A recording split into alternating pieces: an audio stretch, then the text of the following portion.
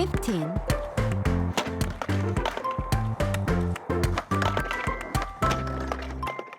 네, 한 해를 정리할 때면 가장 먼저 떠오르는 사자성어가 바로 다사다난이죠. 자, 저물어가는 2023년 우리 지역 전북에도 참 많은 일들이 있었습니다. 자, 오늘 막걸리 이슈 메이커들과 함께 전북을 흔들었던 이슈들을 정리해 보겠습니다. 자, 이름하여 2023 랭킹쇼 전북 7대 뉴스입니다.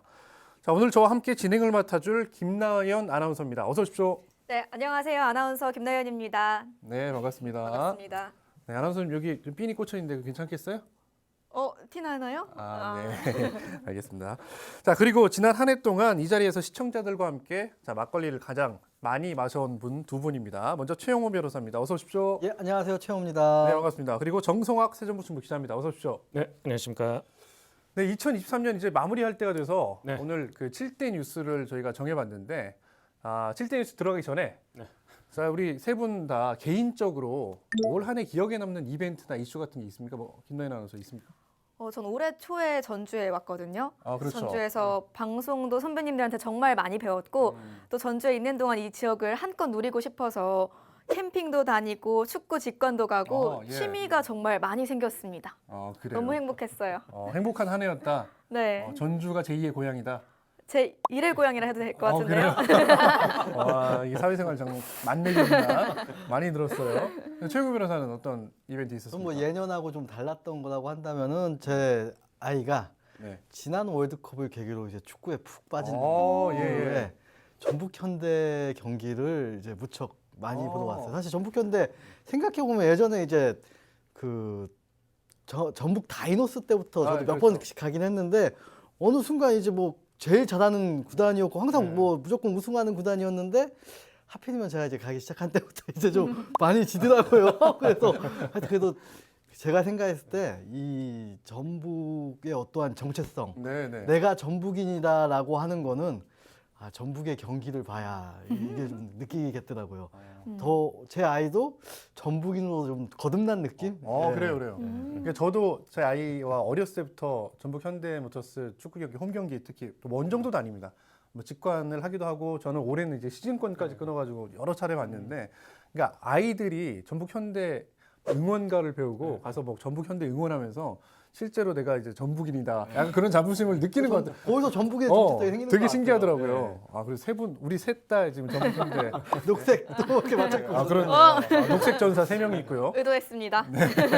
알겠습니다. 그리고 우리 정상학 기자는. 뭐 저는 개인적으로는 사실 병원에 조금 잠시 있었지 않습니까? 예. 갑자기 우울해지네. 건강하게 퇴원해서 예. 그 직장에 다시 일선에 복직해 갈 수 있었다라는 게 뭐 개인적으로는 좀 그런 게 기억에 남는 거고, 사실 공적으로는 국민의 한 사람으로서 정말 참담한 사건이었죠. 현장에 좀 정말 많이 뛰어다녔었는데 잼버리 파행 사태, 이 부분이 가장 기억에 남습니다. 알겠습니다. 우리 뭐 개인적인 얘기했는데 혼자만 공적인 부분. 개인적인 말씀 드렸잖아요. 그래요? 알겠습니다. 근데 재밌는 게 이 전북 현대모터스 얘기도 그다음에 잼버리 얘기도 7대 뉴스 안에 들어가 있습니다. 준비하진 않았지만 들어가 있습니다. 네, 바로 시작해 보죠. 자, 전북이 7대 뉴스 지금부터 하나하나 뽑아보죠. 김나연 아나운서가 먼저 첫 번째 뉴스부터 소개해 주시죠. 네, 먼저 보실 뉴스는 전북의 운명은 이 일이 있기 전과 후로 나뉠 정도로 굉장히 많은 후유증을 남긴 일인데요. 첫 번째 전북의 7대 뉴스 지금 바로 만나보시죠. 감사원이 잼버리와 관련해 전라북도에 대해 고강도 감사를 예고했습니다. 6년 동안 총 사업비 1,170억여 원을 사용했지만 준비가 소홀해 대회를 실패했다는 여론이 비등하면서입니다. 전라북도는 강경하게 맞서고 있습니다. 김관영 지사는 지난 14일 기자회견을 열고 잘못이 있다면 책임지겠다고 분명히 했습니다. 전북이 잘못한 부분이 있다면 당연히 그에 따른 책임도 지겠습니다. 하지만 그 책임 범위와 소재를 명확히 해야 한다는 점도 강조했습니다. 그러면서 자체 감사도 언급했습니다. 전북에서부터 그동안 제기된 의혹에 대한 진실을 밝히는 작업에 나서겠습니다. 당장 자체 감사부터 시작해서 철저히 밝히겠습니다. 잼버리 파행과 관련해 CCTV를 정확히 가려내겠다는 겁니다. 그리고 그 후폭풍과 새만금 관련 거짓 뉴스에 대해서는 엄중 대처하겠다고 밝혔습니다.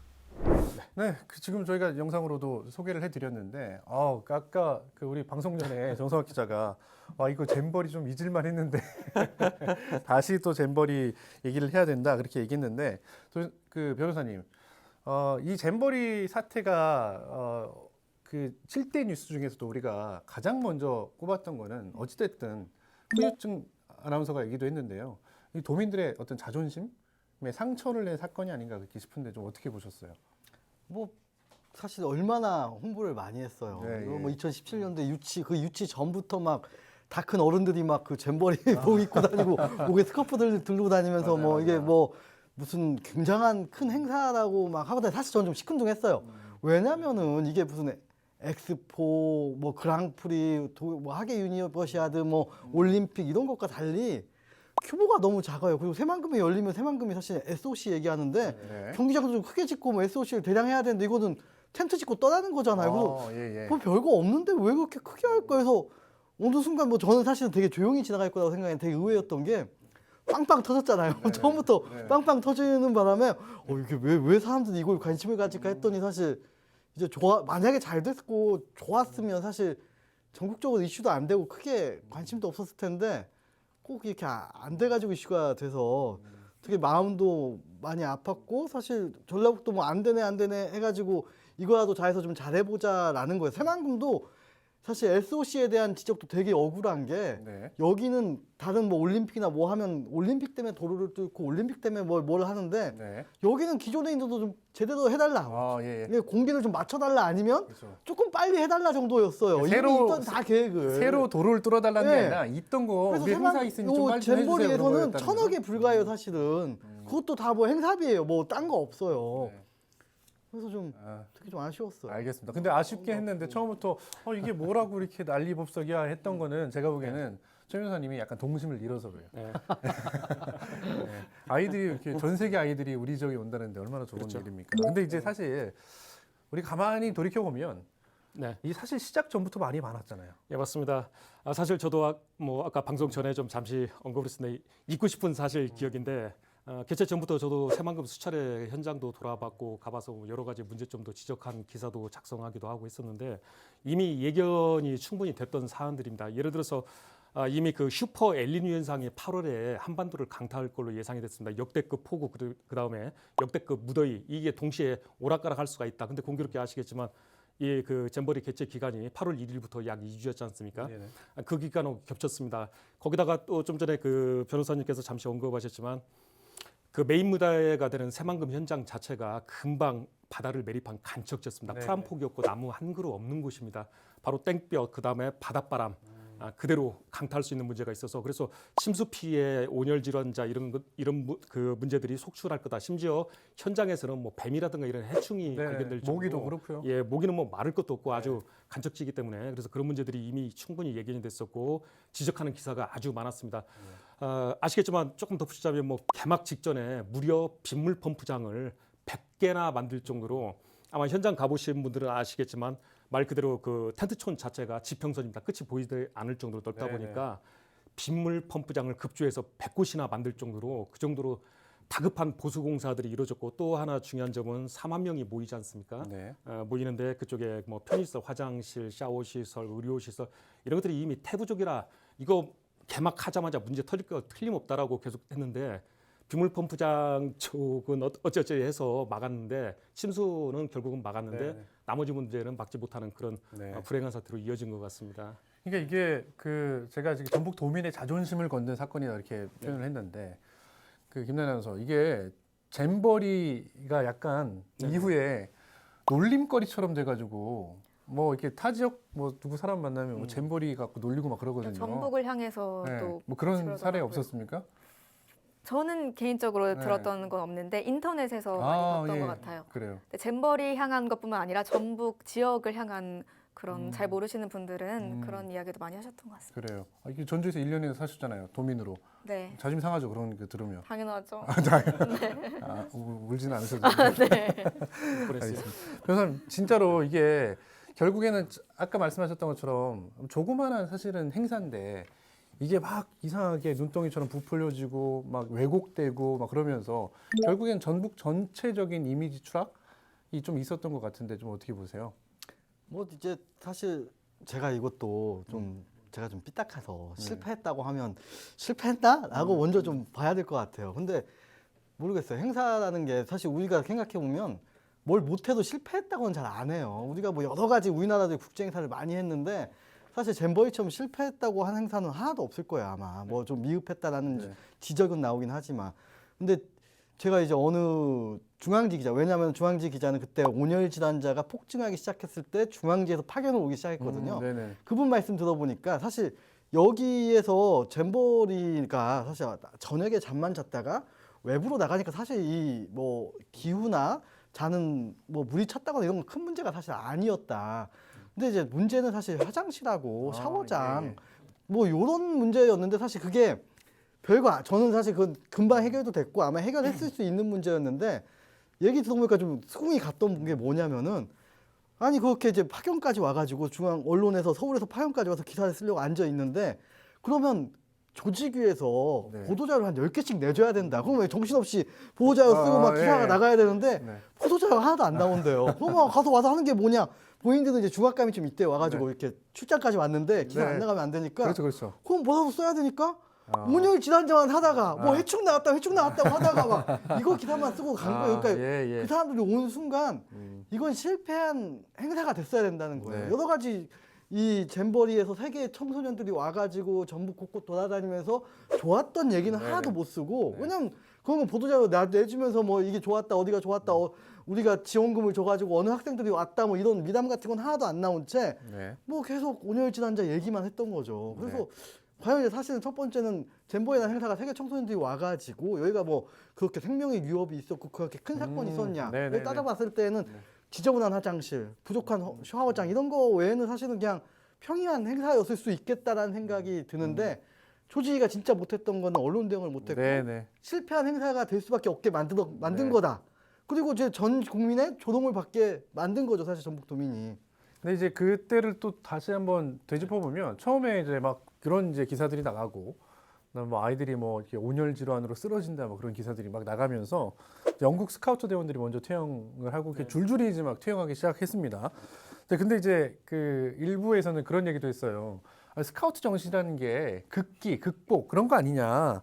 뭐 이런 말까지 나오기도 했는데 실제 당시에 전라북도 도의원이 그런 글을 또 올리기도 했죠. 네. 소개 좀 해주시죠. 네, 그런 내용의 글을 올리면서 여명선 전북도 의원은요, 잼버리는 피서가 아니다. 충분히 감내할 만한 상황이라고 했습니다. 무엇보다 문제는 대한민국 청소년들이라고도 했는데요. 그러면서 대한민국 교육의 현실, 또 대한민국의 미래다라면서 이번 잼버리를 통해서 전북과 대한민국이 새롭게 도약하는 계기가 됐으면 좋겠다는 말도 남겼어요. 네네네, 그래요. 사실 이 말이 뭐 아주 틀린 말은 아닙니다만 약간 분위기 파악을 잘 못했다. 네, 그래서 바로 글을 뭐 내리기도 했습니다. 근데 하나 또 짚어볼 게 이제 언론에 대한 얘기도 하셨지만 정성학 기자, 네. 우리 둘은 이제 어쨌든 기자니까 좀 우리 스스로 반성을 또 해야 되는 것도 있겠지만 당시에 나왔던 기사들 중에 정말 아주 기대에 부푼 기사들이 정말 많았잖아요. 저도 많이 썼습니다. 그래요. 일단 사과부터 하시고. 죄송합니다. 결과론적으로는 그렇게 됐는데 언론도 반성을 좀 해야겠죠. 맞습니다. 사실 아까 저도 뭐 지적하는 기사도 많이 썼지만 또 기대에 부푼 기사도 당연히 썼습니다. 기대 효과들이 이런 것들이 기대된다라는 거. 근데 그 당시에는 이렇게까지 실패하리라고는 예측을 못했죠. 맞아요. 물론 이제 직전에 돼서 현장 점검 과정에서 여러 문제점이 드러나면서 이거 자칫했다가 파행으로 치닫겠구나라고 우려의 기사들이 쏟아진 것은 맞는데 이 잼버리가 잘 성공적으로 치러진다면 대한민국 관광 효과, 대한민국을 찾는 네네. 관광 효과도 굉장히 극대화될 거라는 그런 그런 기사를 쓰셨다는 거잖아요, 그때. 예, 저도 썼습니다. 그걸 여러 장황하게 연구 말씀하고 기관들의 계세요. 전망들이 많이 나왔는데 네. 결과론적으로는 이런 것들이 그러니까요. 이거 너무 서둘 너무 길게 얘기하시고 자기가 쓴 기사를 결과를 말씀하셨어야죠. 죄송합니다. 결과론적으로는 좀 그렇게 됩니다. 변호사님, 사실 이때 이거 좀 생각해 보면 지금 그때는 흔히 말해서 다들 여기 몰입돼 있어서 잘 몰랐던 건데 지금 생각해 보면 그때 송하진 도지사가 유치 당시에 그런 얘기를 했어요. 네, 새만금 국제공항을 뭐 이번 계기로 좀 건설하고 좀 빠르게 진행하겠다, 추진하겠다 뭐 그런 얘기 있었는데 아까 말씀하셨던 것처럼 이 정도 대회 규모 가지고 사실 이게 과연 온당했었나? 네, 그런 사실은 지금 돌이켜 보니까 의문도 들더라고요. 그러니까 사실은 웃긴 게 저희 다른 말 아까 이제 유니버시아 동계 유니버시아 될 얘기했잖아요. 네. 그럼 사실 경기장도 새로 짓고 그 위에 이제 뭐 선수촌 아파트가 새로 짓고 했는데 도도 놓고 새만큼은 다르다니까요. 여기는 그냥 텐트 몇 개 짓고 그냥 가는 거예요. 그래서 원래 아까 도로 얘기했는데 도로도 원래 계획이 다 돼 있던 거를 네. 사실은 이걸 공기를 빨리 해달라고 한 것도 아니에요. 공기를 정상화해달라고 하는 거예요. 그래서 SOC 쪽으로 이득이 전혀 없고 사실은 이걸 잘 뭐 끝나도 사실 득도 별로 없는 사업을 가지고 공항도 사실 결부시키려고 하는데 공항도 잼버리랑 연관이 없어요. 왜냐하면 2017년 당시에도 공항 시작해도 뭐 조사를 다 하고 넘어가도 어차피 2023년에는 못 짓는데 왜 이걸 잼버리랑 연관을 짓나.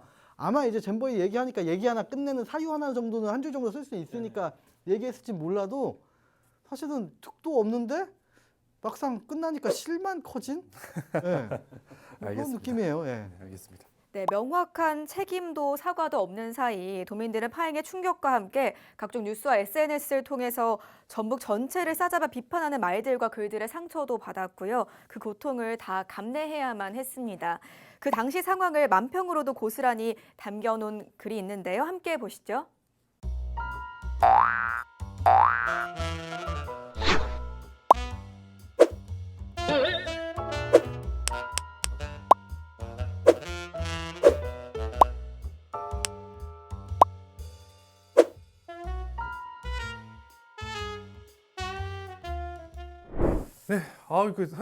잼버리 얘기하다 보니까 시간이 또 이렇게 훌쩍 지나갔습니다. 지금 칠 때 해야 되는데 6개 남았는데요. 자, 계속해서 다음 전북의 7대 뉴스 이어가겠습니다. 김나인 아나운서 어떤 내용 있죠? 네, 저희 막걸리에서도 다뤘던 아주 뜨거운 이슈였습니다. 그리고 많은 분들이 화가 난다고 말씀하신 소식이기도 했는데요.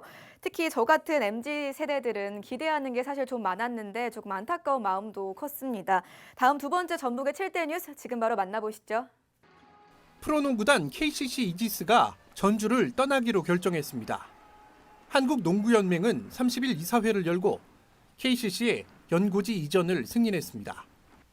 이지스 측은 응원해주신 전주 팬들에게 죄송하다며 전주시와의 갈등을 원만히 수습하려 했지만 감내할 수 없는 상황이 돼 이같이 결정했다고 밝혔습니다. 이번 파동은 수년간 이어져 왔던 체육관 신축과 관련한 갈등이 원인이 된 것으로 보입니다. 농구단이 사용한 전주 실내체육관은 올해로 지어진 지 50년이 되면서 안전에 문제가 생길 수 있다는 우려가 꾸준히 제기돼 왔습니다. 하지만 신축체육관 건립이 계속해서 지연되자 결국 이전을 결정한 겁니다. 전주시는 즉각 입장문을 내고 KCC 농구단의 결정을 강하게 비판했습니다. 그 문제가 저희들은 잘 협의가 돼가는 걸로 좀 생각을 하고 있던 것은 사실입니다. 근데 이제 갑자기 이 문제가 터지고 지금 최근 보름간은 저희가 KCC하고 만나려고 별의별 채널을 다 동원해도 그 만남 자체가 지금 계속 이루어지지 않고 뭐 적극적으로 이렇게 가니까 저희도 좀 당혹스러운 건 사실입니다. 네, 근데 우리 아나운서 같은 MZ들만 실망한 건 아니고요. 네. 네, 보고 오셨는데 사실 이제 프로구단이라고 하는 거는 지역에 뭐 우리도 주제로 다뤘습니다만 지역의 지역민들의 문화 향유적인 측면, 뭐 경제 파급 효과 그런 것들이 꽤 많다고 하는데 우리 전북에 딱 2개 있던 프로구단 중에 한 곳이 결국은 부산으로 떠나게 됐습니다. 이 자체도 굉장히 서글픈데 이 과정도 매끄럽지 않아가지고 사실 시민들의 불만, 비판들도 많았잖아요. 예, 맞습니다. 이게 그 한국 프로농구 연맹이죠. 네네. 그 KBL 측의 이전 승인, KCC 그 연고지 이전 승인을 한 게 바로 8월 말입니다. 공교롭게도 잼버리 파행 직후입니다. 네네네. 예, 그래서 아마 더 원성들이 야 이거 뭐야 도대체 전라북도 뭐 하는 거야 전주시 뭐 하는 거야 해서 더 원성들이 컸던 것 같은데 이거 뭐 저기 보도되자마자 네. 아시겠지만 뭐 전주시청 홈페이지는 거의 서버가 다운될 정도로 뭐 비난 폭주 전화 항의 전화도 폭주를 했고요. 당연히 온라인 포털에 올라간 그 관련 기사들 조회수도 엄청났고 화제성이 굉장했죠. 댓글들도 좀 거칠게 표현하면 사실 육두문자는 못 쓰지 않습니까? 그 자동 삭제가 되기 때문에 예, 비스무리한 그 뭐 저기 모음만 모아서 쓴다든가 자음만 모아서 쓴다든가 이런 것들도 굉장히 많았고 그랬는데 그 대한민국 국민의 한 사람도 사실 전북인으로서 잼버리에 이어서 KCC 문제까지 터지면서 정말 참담하다는 그런 생각을 좀 많이 가졌던 것 같습니다. 알겠습니다. 평소에 이제 스포츠를 굉장히 좋아하는 우리 최영호 변호사는 이 사건 어떻게 좀 보셨어요? 아, 뭐 사실 이 사태. 근데 보면은 저도 이제 좀 찾아보니까 네. 프로농구단이 굉장히 연고지 이전이 잦아요. 네네 맞아요. 지금 맞아요. 10팀 중에 7팀이 사실 연고지 이전을 네네. 했고 사실 KCC도 대전 현대가 이제 전주 KCC가 된 거거든요. 네, 그렇죠. 그래서 대전에서 왔던 팀이고 연고지 뭐 사실 이전도 할 수 있어요. 근데 보통은 연고지 이전을 하게 되면 네. 요 구단에게 되게 진탈을 해요. 네. 구단이 왜 저 이전을 하냐 막 팬들이 이렇게 구단을 붙잡고 막 화내고 막 그런 경우는 많은데 이 경우는 사실은 좀 달랐어요. 지자체를 상대로 네네. 어마어마한 이 질타가 쏟아졌던 건 맞아요. 네. 사실은 이유가 분명해요. 경기장을 짓기로 했는데 지금 10년 넘게 경기장을 안 짓고 있으니까 게다가 쫓겨날 위기에 처하니까 그럼 경기장 있는데도 가겠다고 한 거거든요. 네네네. 뭐 모르겠어요. 뭐 경기장 짓겠다고 했는데 왜 농구단을 가냐 이런 말씀하시는 분도 있는데 절대 그렇지 않아요. 이거는 전적으로 왜냐하면 KCC가 전주에 온 이후에 생각보다 인기도 많았고 네. 정착을 잘한 구단이었어요. 성적도 좋았고. 근데 이건 간 이유는 딱 하나예요. 경기장밖에 없어요. 네. 맞아요. 그러니까 이건 무조건 욕을 먹어야 돼요. 그렇죠. 그것 때문에 욕을 참 많이 먹었죠 전주시가. 예, 그래서 경기장 이게 뭐 지금 현재 우범기 시장의 문제만이 아니라 그 한참 거슬러 올라갑니다. 김한주 시장부터 시작해가지고 송하진, 김승수, 우범기까지 이어져 온 계속 약속을 그때마다 계속 뭐 미뤄오든지 아니면 지키지 않아서 굉장히 뿔이 났죠 팬들이. 그리고 구단 입장에서도 굉장히 난감했을 겁니다. 그런데 사실 뭐 KCC도 이제 그 우누나이 이제 뺨 때려준 격처럼 가고 싶어 하는 게 내심 있었다. 저는 개인적으로 그렇게 보는데 부산이라고 하는 시장이 훨씬 더 크잖아요. 공식 발표 자료도 있었죠. 네네. 부산시장이 전주보다도 훨씬 컸던 점도 고려 사항이었다라는 내용이었고, 네. 그리고 또 아까 좀 말씀하셨지만 전주시가 잘못한 부분 중에 지적받고 있는 비판에 받고 있는 대목이 장기가 이게 한두 해 생긴 문제가 아니지 않습니까? 그렇죠. 이미 오랜 기간 계속해서 반복됐던 문제인데 이걸 해결하지 못했다는 거고 또 하나 중요한 거는 소통이 잘 원활하지 못했다라는 겁니다. 문제가 있으면 해결 의지가 있으면 그 대화를 해야 하는데 네. 예를 들어 뭐 대표적인 사례로 이런 겁니다. KBL이 이전 승인을 하기 직전에도 불과 사나흘 전에도 전주시의 공식 발표는 잘 대화로서 그렇죠. 잘 합의가 됐다. 놀랐죠. 없었던 일로 네. 전주에 그냥 남는 걸로 결정됐다라고 공식 발표할 정도였는데 네. 그로부터 며칠 뒤에 곧바로 야 이전 승인 됐어 우리 짐 싸서 갈 거야 하고 가버린 겁니다. 네. 그래서 더 전주시가 비판을 받는 거라고 지금 보는 거죠. 알겠습니다. 김나연 아나운서 당시 시민사회계에서도 다양한 목소리가 나왔잖아요. 그때 당시 어떤 목소리가 있었는지 소개 좀 해주시죠. 네, 참여자치 전북시민연대가 전주시의 반성과 시민들을 향한 사과가 먼저라면서 1차적인 책임은 전주시에 있다고 주장을 했습니다. 또 있는 것도 제대로 지키지 못하면서 어떻게 새로운 것을 들여올 수 있겠느냐고 지적하기도 했습니다. 알겠습니다. 이제 네. 떠난 사람 얘기는 빨리 끝내죠. 네. 네, 빨리 끝내고 이제 남아있는 우리가 꼭 지켜야 될 집토끼죠. 네, 집토끼에 대해서 얘기를 해보겠습니다. 자, 전북 현대모터스 축구단 올해 성적이 사실 팬들의 기대에 미치지 못했어요. 워낙 잘하던 팀이다 보니까 이번에 최종적으로 시즌 4위, 리그 4위로 마무리했는데 물론 이제 FA컵 같은 경우도 준우승에 그쳤죠. 자, 그러다 보니까 팬들 실망이 이만저만이 아닙니다. 네, 맞습니다. 어떻습니까? 사실 그 전북 현대 하면은 뭐 K리그 절대 강자라는 표현까지 네. 저 통산 아홉 차례 우승컵을 거머쥐었던 그런 대단한 팀이었죠. 심지어 뭐 저 같은 경우 가장 먼저 전북 현대하면 떠오르는 것들이 아마 많은 분들이 팬들이 있을 겁니다. 닭공, 그렇죠. 닥치고 공격, 재밌는 네. 축구를 해서 아마 더 사랑을 받았던 것 같은데 바로 연고지 인구 대비 관중 동원율이 전북 1위입니다. 예, 예. 바로 그만큼 전북 현대의 연고지인 전북 네네네. 팬층이 그렇게 두텁고 충성도가 높다는 거죠. 문제는 이번 시즌 실적이 안 좋다는 건데 팬들의 그만큼 기대가 큰 만큼 실망도 크다고 보시면 될 것 같습니다. 사실 이제 모기업의 그 스폰이나 아니면 지원도 굉장히 많잖아요. 그리고 네네. 전북 현대 축구단 저기 그 완주 봉동 쪽 가면 그 선수들 트레이닝 센터 같은 경우는 되게 잘 돼 있고 해가지고 그리고 선수 영입할 때도 꽤나 이제 많이 투자하고 네. 그렇죠. 그렇게 하긴 하는데 그래서 아마 팬들이 더 실망하는 것 같기도 한데 사실 이제 그 전북에 거는 기대가 도민들 그다음에 팬들이 이 전북 현대모터스에 거는 기대가 커서 그만큼 실망도 큰 것 같은데 내년에는 아무튼 좀 올해보다는 좋은 성적을 거둬서 내년에는 우승컵을 좀 들어 올렸으면 좋겠습니다. 그리고 이왕이면 최홍호 변호사님은 직관은 많이 해주셨으면 좋겠다. 네, 그런 생각이 듭니다. 네, 알겠습니다. 다음 뉴스 보실까요? 아나운서 소개해 주시죠. 네, 아마 올해 이 뉴스 기억하시는 분들 굉장히 많으실 것 같습니다. 한동안 저희 뉴스에서도 연속으로 보도해드렸고 저도 전해드릴 때마다 굉장히 마음이 아팠던 소식인데요. 함께 보시겠습니다. 서울 서초구의 한 초등학교 앞입니다. 교문을 에워싸고 조화들이 길게 늘어서 있습니다. 애도에 동참하려는 교사들과 시민들의 발길도 계속되고 있습니다. 해당 학교의 20대 담임 교사가 교내에서 극단적인 선택을 하면서 악성 민원 등 교권 침해가 있었던 것 아니냐는 의혹이 계속되는 가운데 진상 규명을 촉구하는 목소리도 커지고 있습니다.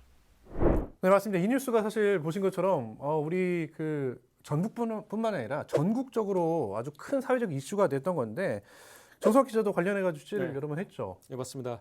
사실 뭐 교권 실추 문제는 이번뿐만이 아니죠. 아주 오래된 고질적인 문제였습니다. 그럼에도 불구하고 해결하지 못한 교육 당국을 향한 네. 안타까운 일선 현장에서는 안타까운 극단적인 선택을 줄줄이 하게 할 수밖에 없는 그런 안타까운 사연들이 계속 전해지고 또 그런 문제를 해결하지 못하는 교육 당국의 그 무능함에 대한 또 비판의 목소리도 굉장히 컸던 그런 사건이었던 것 같습니다. 수 교사님, 이게 그 초반에는 지금도 마찬가지입니다만 일부에서는 이 교권의 추락이 뭐 학생 인권 조례 때문이다. 뭐 그렇게 주장하시는 분들도 있어요.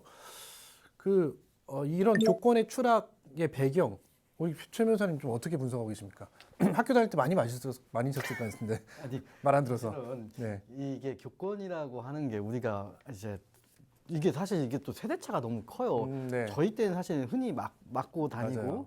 뭐 흔히 이제 사실은 교사 이건 정말 죄송한 말씀인데 촌지 얘기도 굉장히 많았고 선생님의 어떠한 체벌 얘기도 굉장히 많았던 시절이었어요. 그래서 이게 좀 자연스럽게 옮겨가는 과정은 학생 인권이라는 것도 강화를 하고 뭐 학교를 좀 더 깨끗하게 하거나 선생님이 학생을 좀 때리지 못하게 하거나 이게 초점에 맞춰졌던 때가 분명히 있었어요. 근데 이제 사실은 어느 순간 지나고 나니까 이제 사실 뭐 오히려 학부모들이 갑질을 한다거나 어떻게 선생님 전 지금 사실 이해가 안 돼요. 학부모가 갑이라는 게 사실은 근데 이해가 안 되는데 뭐 일단 그런 마찰이 심하게 있었고 학생들에 대한 지적이나 이런 것들이 어느 순간 아동학대로 다가오니까 굉장히 이 형사적인 문제로 번지니까 굉장히 소극적이고 수업에 대해서도 뭐 학생에 대한 수업뿐만 아니라 또한 질서나 학생들에 대한 생활지도에 대한 문제는 굉장히 제한적이게 되고 나는 그냥 학교에서 이따 가겠다라는 어떤 그 양산하고 교육이 잘못되고 가고 있다는 어떤 증거인 거죠. 사실 근데 생각해 보면 학생 인권, 교권, 학습권 이런 것들이 사실 뭐 따로따로 놀거나 대립되는 게 절대 아니에요. 예, 사실은 이 부분에 있어서 대립된다고 볼 필요도 없고 대립된 적도 저는 없다고 봐요. 알겠습니다. 지금 이제 학부형이시기 때문에 학부형이시기 때문에 학부모가 갑이야? 나는 이해 못하겠는데 약간 저도 사실 그런 부분에서는 공감하긴 하는데요. 우리 여기 이제는 다들 중년이고 네, 중년으로 저희 정석 기자까지 같이 묶었습니다. 네, 고맙습니다. 중년이고 다만 이제 우리 아나운서 20대죠. 네. 학교 다닐 때 교권이 뭐 어땠습니까? 제가 중학생 때부터 학생 인권이 좀 주목받기 시작하면서 그때부터 조금 교권 추락이 시작되지 않았을까 이랬던 것 같아요. 그럼 학교 다닐 때 선생님 말씀, 뭐 혹시 선생님이 때리는 선생님이나 좀 강하게 훈육하는 선생님들은 안 계셨어요? 초등학생 때까지는 계셨는데 중학생 때부터는 학생 인권 관련된 그런 조례가 발표되면서 줄었던 것 같아요. 그래요. 네. 알겠습니다. 왜냐하면 이게 뭐 때려야 아이들이 말 잘한다 그런 건 아니고 그러니까 이제 이렇게 흔히 말해서 교육의 제도가 바뀌고 사회적 분위기가 바뀌면서 이제 교사들이 사실은 저도 그런 생각이 들어요. 교사들이 워낙 선배 교사들이 저질렀던 잘못을 지금 후배 교사들이 사실은 업보처럼 받고 있다라는 생각이 드는데 워낙 아까 얘기했던 것처럼 우리 때는 선생님들이 그냥 애 때리는 거는 일도 아니었잖아요. 뭐 여담인데 저 같은 경우도 학교에서 맞고 가면 집에 가서 엄마한테 또 맞았습니다. 왜 그러냐면 뭔 잘못을 했길래 맞았어? 너 학교에서 또 뭐 잘못했지 하고 엄마한테 또 맞는 거예요. 예, 그리고 아시겠지만 스승의 날이나 이런 기념일이 되면 학부모들이 학교에 가서 예전에는 촌지를 꽤 이렇게 주는 분위기였지 않습니까? 근데 촌지 외에 꼭 함께 이제 드리는 게 있었습니다. 회초리를 갖다 드렸습니다. 회초리를 애를 많이 때려서라도 좀 잡아달라고, 바르게 인성을 잡아달라고, 바르게 가르쳐달라고, 그런 사회적 분위기였던 세대였죠. 그러니까 무분별한 너무 폭력의 시대를 네. 너무 갑작스럽게 이렇게 변화시키다 보니까 네네. 뭐 이렇게 사실 완충지대가 좀 없었다 그런 생각도 좀 들고요. 네, 교권 침해로 혼란스러웠던 지난 시간들 역시 만평에도 고스란히 담겼는데요. 지금 함께 만나보시죠.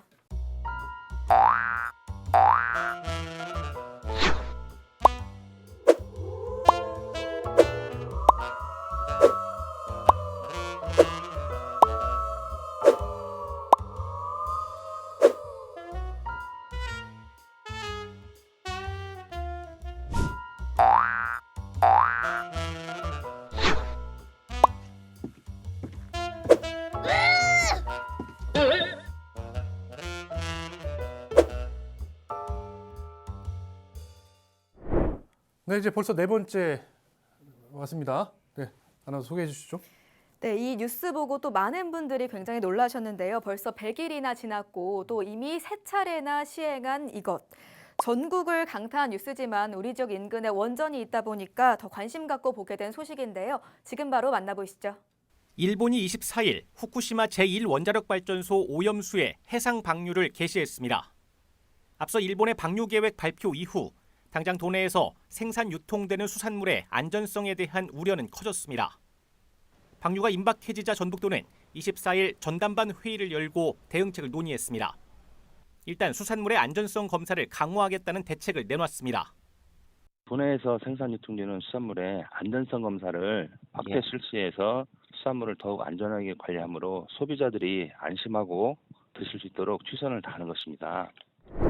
처음에 그 일본 정부에서 오염수 방류한다고 할 때 굉장히 우려가 많았는데 확실히 좀 약간 사람은 망각의 동물인가요? 시간이 지나다 보니까 시들시들해졌어요. 약간 네. 시들시들해진 것 같은데 어떤 느낌이세요, 변호사님은? 아 저는 사실 이 문제는 여전히 약간 두렵습니까? 아니요, 저는 뭐 처음부터 그런 건 없었고, 없었고. 과학과 주권의 문제라서 좀 네. 판단하기가 어렵다는 생각은 좀 많이 들더라고요. 예, 예. 네.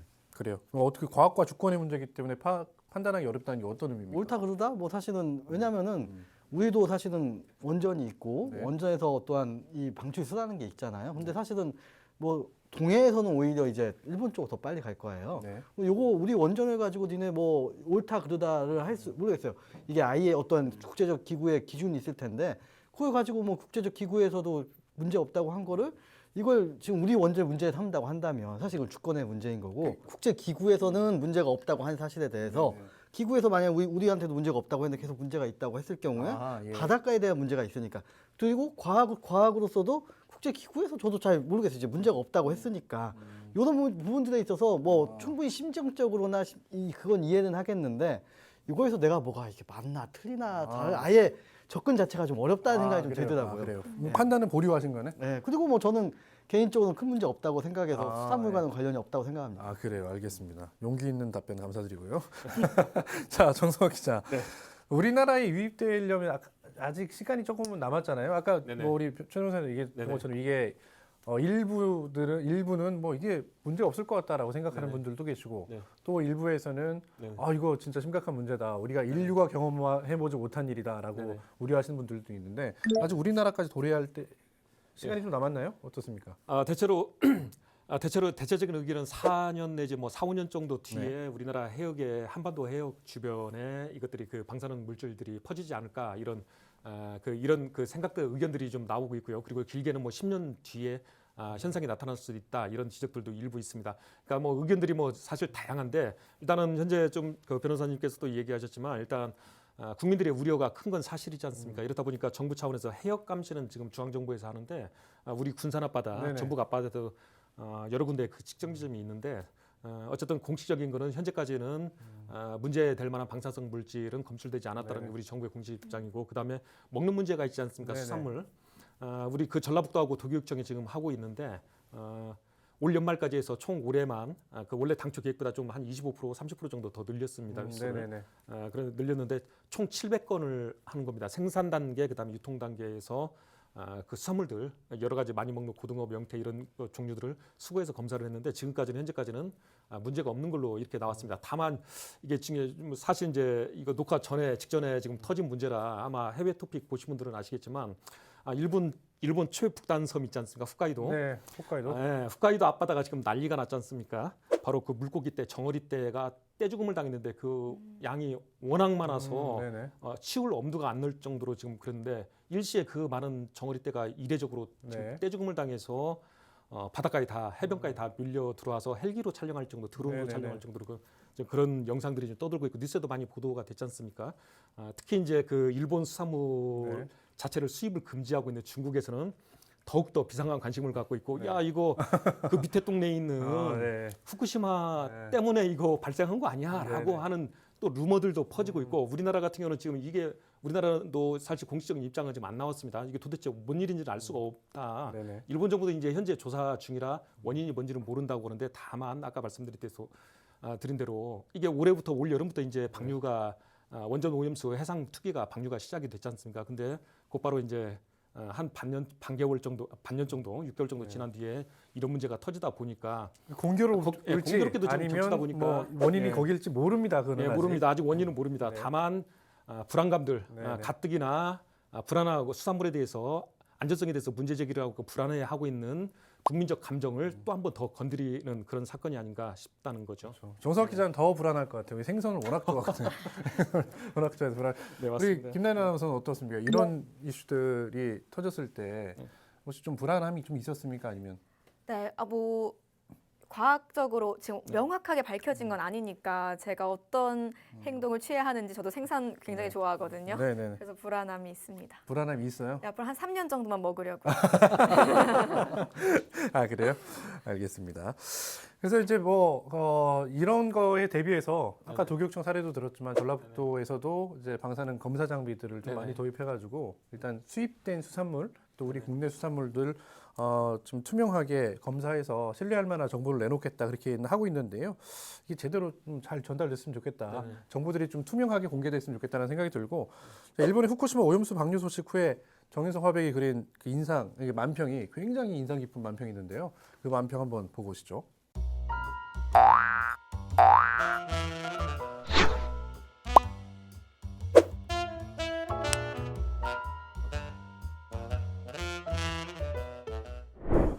네, 사실 이 만평은 그 다른 만평 그냥 우리가 화면으로만 보여드렸는데 이 만평은 좀 뒤에다 좀 띄워놨습니다.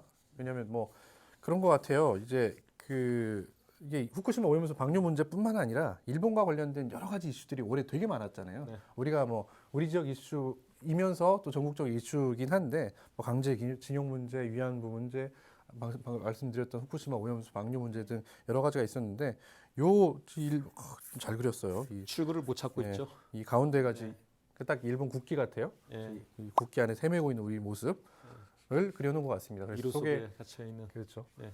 네, 소개해드리려고 했습니다.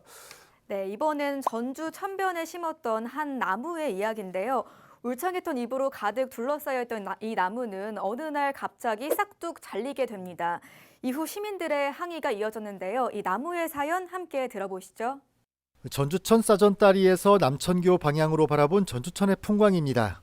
버드나무 가지가 물 흐름에 어울렁더울렁거리고 수풀의 우거짐은 아름다운 생태하천 그대로를 보여줍니다.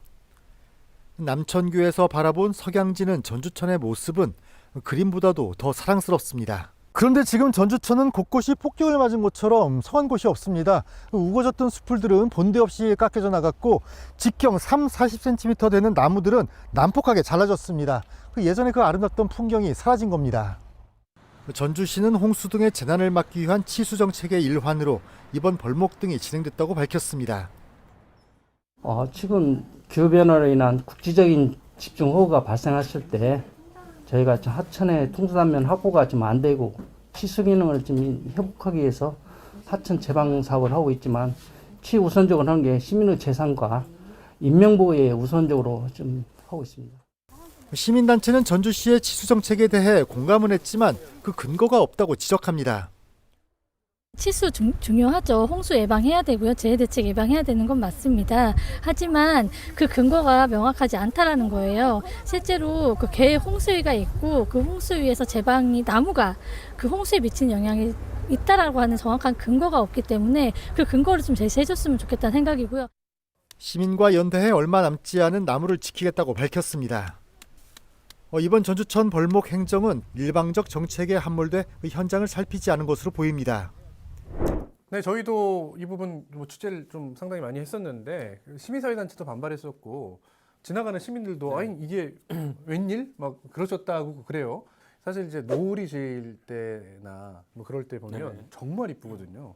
진짜 자연하천 같다라는 느낌이 들었는데 어느 날 가보니까 저렇게 돼 있었어요. 그래가지고 전 되게 좀 충격적이더라고. 와, 뭐지? 아무리 그래도 이건 아니지라는 생각이 첫 번째 인상이 들었고 이 전주시가 보면 이번 민선 8기 들어서 오목대에서도 비슷한 사건이 있었어요. 오목대에 자생했던 자생목들 꽤 오랫동안 자생했던 자생목들을 오목대는 한옥마을을 조망하는 곳인데 와서 보니까 이 나무들이 너무 커서 가리고 있네? 배. 해가지고 사실은 이제 배 가지고 논란이 됐던 적이 있거든요. 그러니까 이런 식의 사실 행정 편의주의라고 할까요? 좀 어떻게 보십니까? 사실은 전주천을 모르는 거예요. 공무원들이 모를 리는 없고 모르시는 분이 있는 것 같아요. 왜냐하면 전주천이나 한옥마을이나 전주시의 민관 거버넌스의 대표적인 성공 사례예요. 20년 전, 30년 전에. 왜냐하면 이게 관에서 세금 예산 만들어서 뭐 하야가 아니라 시민단체, 시민들 의견을 수렴해가지고 이걸 어떻게 할까, 여기 보존은 어떻게 하고 앞으로 어떻게 이걸 발전시킬까 하다 해서 한 게 사실은 전주천하고 한옥마을이고 전주천만 하자면은 그 2000년대 초반에 청계천이 전국적으로 히트를 친 다음에 근데 청계천은 인공하천이다 하면서 전국적인 거의 최초 사례도 생태하천. 생태하천이라는 게 뭐냐면은 우리가 90년대 이후에 80년대, 70년대 이때는 어떤 하천의 개념을 사실 물 관리예요. 물이 잘 흐르고 물을 잘 공급하고 물을 잘 뱉어내고 하수하고 요런 물 관리의 치수를 중심으로 했다고 한다면 근데 사실은 물이 더럽고 전주천이 대표적으로 더러운 하천이었어요.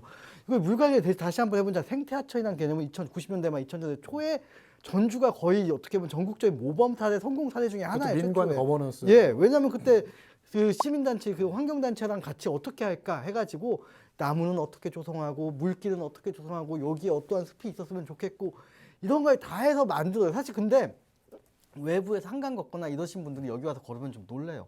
지저분하니까. 왜냐하면 사실 그게 자연적이라고 하는 건 인공의 반대예요. 사실은 벌레도 많고 지저분해요. 보기에는 미관상 아까 이렇게 야경이나 이렇게 멋있을 수는 있는데 멀리서 보면 그렇죠. 앞에서 가서 걸어가다 보면 막 벌레도 많고 수풀도 막 지저분하고 여기서 다 밀고 잔디 깔고 해야 될 것 같은데 꽃밭 조성하고 해야 될 것 같은데 생태하천이라는 게 그런 개념은 아니거든요. 그래서 수종은 뭐가 있고 얼마나 다양한 수종이 있고 얼마나 다양한 풀들이 있고 얼마나 다양한 벌레가 있는지를 보는 게 생태하천이에요. 근데 이게 자기가 20년, 30년 동안 가꿔왔고 20년, 30년 동안 사실은 환경부와 함께 이런 걸 집중적으로 했던 사업인데 어느 순간 나무 자르고 풀 밀고 그냥 꽃밭 만들겠다는 거잖아요. 그러면서 말하니까 뭐 치수 기능 해가지고 범람위험 얘기하는데 말이 안 돼요. 사실 그건 굉장히 기본적인 거고 생태하천 할 때도 그 부분들은 다 과학적으로 다 하고 있던 거예요. 물어보세요. 만약에 과학적인 근거가 있었냐고 나무 베면서 저는 없었다고 자신을 해요. 알겠습니다. 김나연 아나운서 보면서 얘기한 이유가 있어요. 전주천이 예전에는 이렇게 막지 않았어요. 저희 어렸을 때까지도 또 냄새 나고 그랬어요. 더러운 천의 대표였죠. 진짜 더러운 천이었는데 지금처럼 이렇게 맑아지는 아까 말씀하셨던 것처럼 많은 민에서도 마찬가지고 관에서도 마찬가지고 한 20년 넘는 시간 동안 잘 갖고 왔기 때문인데 그래서 아마 더 아쉬웠던 것 같아요. 그래서 앞으로는 좀 약간 일방적 행정이 아니라 소통 좀 하고 좀 생각 좀 하고 좀 심했나? 좀 다시 한번 좀 고민하고 이런 행정을 좀 펼쳐줬으면 좋겠다는 생각이 듭니다. 네, 바로 넘어가죠. 다음 이슈 어떤 거가 있습니까? 네, 지난 4월이죠. 전주에서는 대이변이 일어났습니다. 그 누구도 감히 예측 불가했던 이 소식, 과연 어떤 일이었을까요? 지금 바로 만나보시죠. 4.5 국회의원 전주을 재선거는 진보당 강성희 후보의 승리로 끝을 맺었습니다. 강 당선자는 선거 기간 내내 윤석열 정부의 심판을 내세웠습니다. 더불어 지역에서의 진보 정치 구축과 철새 정치인들의 퇴출을 강조했습니다. 네, 이번 선거는 누차 말씀드렸다시피 윤석열 정부 심판하는 선거입니다. 전주 시민들이 윤석열 정부 심판하라는 분명한 의지를 보여주신 선거라고 생각하고 거기에 더해서 선거 때만 되면 나타나는 철새 정치도 함께 심판해 주신 겁니다. 네, 지금 바로 뒤에 보시는 이 장면입니다. 4월 재보궐 선거가 있었잖아요. 네, 맞습니다. 전주에는 전주을에서 선거가 치러졌는데 이때 진보당의 강성희 의원이 당선이 됐어요. 지금도 현역 의원입니다. 굉장히 그 전국적으로 이목이 집중된 선거였죠. 맞습니다. 그 상반기 재보선 같은 경우는 국회의원 선거구 같은 경우는 우리나라에서 네. 전국에서 유일하게 전주에서만 치렀다 그렇죠. 보니까 말 그대로 그 스포트라이트를 집중적으로 받았던 전국적 이목이 집중됐던 그런 선거였던 거, 재선거였던 것 같고요. 그 과정에서 또 특히 흔히 뭐 민주당 텃밭으로 전주하면 불렸지 않습니까? 그런데 아시다시피 그 민주당 그 사구 지역이기 때문에 네네. 후보자를 배출하지 않았는데 어쨌든 간에 6대 1이라는 치열한 또 경쟁이 있었고 그 과정에서 진보당의 강성희 의원이 지금 현 의원이죠. 강성희 후보가 당선이 됐는데 진보당으로서는 첫 원내 진출 사례였습니다. 그렇죠. 그렇다 보니까 전국에서 유일한 그 재선거 재보궐 선거 지역에서 또 진보당 의원이 그 원내에 진입하는 그런 계기를 만들다 보니까 전국적으로 큰 관심을 끌었던 선거였던 것 같습니다. 변호사님, 그 이 강성희 의원의 당선 뭐 어떤 의미가 있다고 좀 보셨어요? 뭐 사실은 이 아까 같이 원외 정당에서 원내 정당으로 진보당이 진입한 게 하나가 있을 거고 네. 사실 저는 이제 지역적으로 봤을 때는 그 요 제3정당이나 이 진보당이 이제 다음 선거에서도 요 비슷하게 똑같이 배출할 수 있을지 배출할 수 있지에 대해서는 크게 의미는 왜냐하면 아까 같이 이제 민주당 후보가 없이 나왔던 선거였기 네네. 때문에 거기까지 의미 부여를 하긴 좀 어렵지 않을까. 아 그래요. 그러면 이제 당장 내년에 선거가 치러집니다. 이제 4개월여밖에 안 남았는데 전주 을만 놓고 보면 지금 현역 국회의원이 3명이에요. 그렇죠. 그렇죠? 지금 현역 그 지역에 있는 강성희 의원, 그다음에 정운천 비례대표 의원이죠. 국민의힘에, 그다음에 양경숙 민주당 의원. 물론 이제 3명이 지금 나오고 있는데 거기에 이제 민주당 후보 물론 경선 치러가지고 1명으로 압축하겠습니다만 쉽지 않겠다. 강성희 의원이 다시 또 재선하기 쉽지 않겠다 그렇게 보십니까? 어떻게 보세요? 그런 의미까지 부여하기엔 좀 어렵죠. 왜냐하면은 그 진보당은 두 가지 전략이었어요. 하나는 이제 민주당이 없는 데에서 네. 이제 대체 민주당 전략하고 두 번째는 사실은 이제 지역 밀착. 왜냐하면 지난 지방선거 때 2022년 지방선거 때 네. 일종의 제3정당이 진보당이에요. 정의당도 제치고 뭐 다른 당 다 제치고 네네네. 일종의 3등 한 거예요. 사실 진보당 자체는 지난 2022년 지방선거 때부터 그렇죠. 딱이 보였죠. 맞아요. 좀 그리고 거기에 특징은 지역 천착형 이슈 개발, 뭐 태양광이랄지 환경 피해랄지 이런 거에 대한 이슈 개발이 잘 돼가지고 도의원도 배출하고 기초의원도 배출하는 굉장히 좀 좋은 전략이 있었고 그런 힘들이 좀 응축돼가지고 이번 4월에 선거를 했는데 사실은 큰 거는 민주당의 대체 전략이죠. 예. 그 민주당 또 후보가 없었던 것도 크게 작용한 것 민주당 같고요. 대체 전략이 컸는데 민주당 후보가 나오면 어떻게 될까? 뭐 이런 생각이 드는 거죠. 알겠습니다. 그래서 이제 우리도 한번 다뤘습니다만 이재명 그 민주당 대표 그 지금 국회에서 이제 뭐 구속이 되네 만에 체포 동의안 할 때도 진보당은 반대하고 정의당하고 다르게 그런 이제 일들이 있었죠. 그 내년에 이제 앞서 얘기했던 것처럼 3명의 현역 국회의원이 나오다 보니까 지금부터 경쟁이 치열합니다. 예, 맞습니다. 실적도 서로 챙기려고 하는 거 같고 그렇죠? 맞습니다. 2024년 가장 큰 이슈죠. 총선 국회의원 선거가 이제 시작됐다. 뭐 그런 뭐 하나의 사건, 일련의 사건이 아닌가 싶습니다. 김나연 아나운서 마지막 이슈 이제 살펴보겠습니다. 네, 어쩌면 올해 이것 때문에 정말 많은 분들께서 한숨을 내셨을 것 같은데요. 올해뿐만 아니라 내년에는 더 암울해서 걱정입니다. 이 전북의 7대 뉴스 마지막 소식까지 함께 만나보시죠. 전주의 한 전통시장입니다. 이맘때쯤 날씨가 선선해지면 시장을 찾는 사람들이 많아야 하지만 올해는 영 시원찮습니다. 특히 지난 추석 명절 대목에도 큰 재미를 못 본 상인들은 경제가 꽁꽁 얼어붙은 것 같다고 하소연합니다. 명절이면 이게 손님들이 북적북적 이렇게 많이 손님들이 오셨었거든요. 근데 올해는 손님이 작년 수준의 한 3분의 1? 그 정도로 내방객 수가 좀 줄었어요.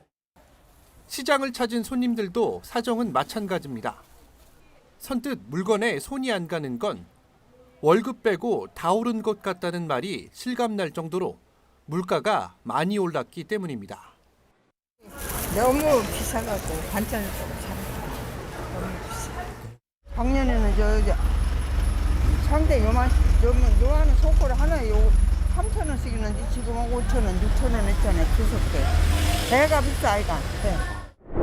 그 사실 뭐 7개를 전했는데 마지막에는 조금 화난 소식일 줄 알았는데 그렇지 않습니다. 감점을 찢는데요 이게. 그러니까요. 자 여러분 먹고 살기 편하십니까? 요즘에 그 뭐 고금리, 고물가 지금 너무 어렵다고 난립니다.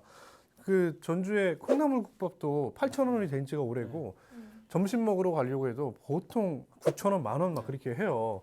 근데 월급은 그대로인데 물가만 올랐다. 그렇게 사실 성토하는 분들이 많잖아요. 정상 기자도 굉장히 어려운 한 해였습니다. 네, 맞습니다. 아마 그 저와 같은 여기 아마 대부분이 그러지 않을까. 월급쟁이라고 하지 않습니까? 네. 그냥 속되게 그 말씀드리면 좀 거칠게 말씀드리면 월급쟁이라고 하는데 임금 하나 바라보고 사는 월급쟁이들한테 사실 안타까운 그 굉장히 좀 충격적인 소식이 전해졌던 한 해가 아니었나 싶은데 네네. 오른 월급보다 물가 맞습니다. 상승률이 더 높았기 물가 때문에 그런 거 상승률이 아닙니까? 너무 가파르게 네. 오르다 보니까 월급이 거꾸로 1년 전보다 작년보다도 네네. 46,000원 정도 평균 줄어들었다는 얘기인데 네. 아까 말씀드렸듯이 이제 이게 월급쟁이만 그러냐? 안 그렇습니다. 농업인들도 아주 큰 타격을 받는데 아시다시피 뭐 저기 농사를 지으려고 하면 비료라든가 농약이라든가 농자재들이 네. 많이 들어가는데 고물가 파동 때문에 농자재값도 폭등을 했습니다. 그래서 생산비 때문에 생산비가 급증하면서 수익률이 감소하고 그래서 이대로 가다가 농사를 못 짓겠다. 농민들은 다 파산하겠다. 전라북도의 인구의 아마 그 한 3분의 1 정도가 또 농업의 관련자들 관련된 그 직업을 또 갖고 있지 않습니까? 그래서 굉장히 농업이 차지하는 비중이 높은데 농업인들한테는 굉장히 고물가 파동이 심각한 문제로 다가왔던 한 해가 아니었나 싶습니다. 뭐 농민 받고 제가 농민 받고 여기다 하나 더 얹히면 자영업자들도 지금 난립니다. 그러니까 코로나19라고 하는 진짜 암흑의 시기 한 3년의 시기를 겪으면서 정말 어렵게 버텼거든요. 네. 어렵게 버티고 사실 빚내서 버티고 그래 왔는데 지금 물가가 너무 높다 보니까 사람들이 지갑을 닫기 시작했어요. 소비를 안 하다 보니까 다시 또 어려워지는 약순환이 계속 반복되고 있거든요. 변호사님도 어렵습니까? 뭐 안 어려운 사람이 없겠습니까? 그래요?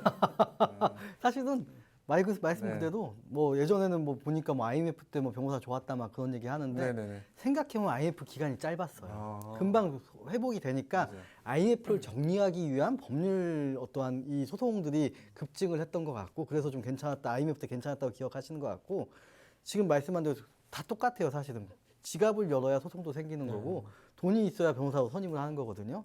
사실 다 비슷한 취지에서 비슷하게 어려워지는 것 같더라고요. 다들 죽는다고 하는데 보면 예. 맞아요. 아나운서는 원래 서울에 살다 내려왔잖아요. 네. 서울은 물가가 전북보다 더 높을 거 아니에요. 집값도 네. 높고 막 월세도 많이 내야 되고. 그래서 상대적으로 좀 괜찮습니까? 처음에 내려올 땐 그렇게 생각했는데 아. 또 이젠 여기에 적응을 해서 아, 외식 물가도 비싼 것 같고 네 저도 부담이 큽니다. 그래요. 네. 처음 왔을 때는 뭐야 이렇게 네, 월세도 조금 저렴하고 그랬는데 네 그래요, 알겠습니다. 그 우리 PD님한테 출연료 좀 올려달라고 하시고. 올려주세요. 알겠습니다.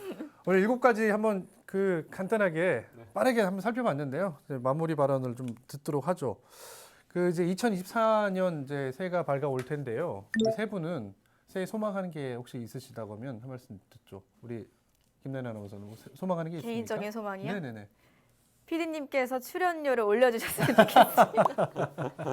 네, 알겠습니다. 그 부분 지금 지금 안 된다고 그러는 것 같기도 하고 접수된 것 같기도 알겠습니다. 우리 최 변호사님은?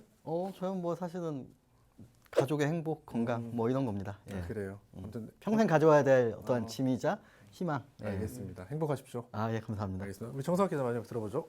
네, 뭐 올해는 사실 좀 전에 7테니스를 뽑았는데 다 우울한 소식이었지 않습니까? 네. 내년에 또 만약에 이런 그 7테니스를 선정한다면 내년에는 그 좀 더 그 굿뉴스들만 7가지 이렇게 추려서 해봤으면 좋겠다 그런 생각입니다. 네. 작년에도 이 얘기했던 것 같고 재작년에도 이 얘기했던 것 같은데. 그래요? 알겠습니다. 이제 내년에는 이제 굿뉴스 7대 뉴스. 7대 굿뉴스를 소개했으면 좋겠다 그런 생각도 들고요. 올해는 아프지 마시고요. 네, 네, 알겠습니다. 그 내년에는 1월 18일에 전라북도 전북특별자치도가 출범을 합니다. 이름도 특별하잖아요. 특별자치도 출범하는데 특별자치도 출범에 맞춰서 우리가 너무 기대해서는 안 되겠지만 전라북도도 좀 새로운 활기를 찾는 2024년이 됐으면 좋겠다는 생각이 들고요. 2023년 우리 시청자 여러분들도 마무리 잘 하시길 바랍니다. 오늘 준비한 소식은 여기까지입니다. 시청해주신 여러분 고맙습니다. 고맙습니다.